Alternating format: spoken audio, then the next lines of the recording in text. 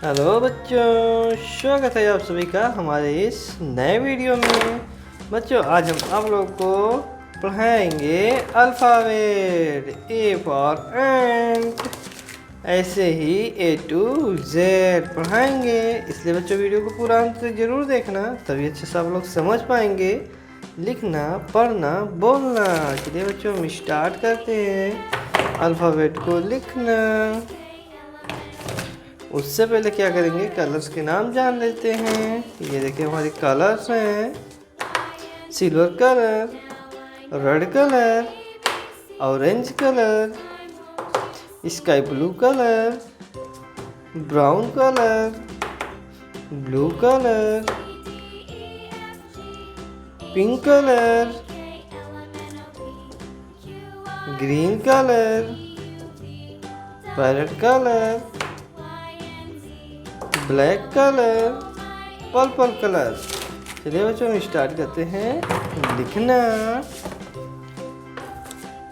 A for apple, A for ant. B for ball. C for cow. D for dog. E for elephant. F for fan. G for grapes. H for hen. I for ice cream. J for joker. K for king. L for lion. M for mango. N for nest. O for orange. P for papaya. Q for queen. R for rabbit. S for sun.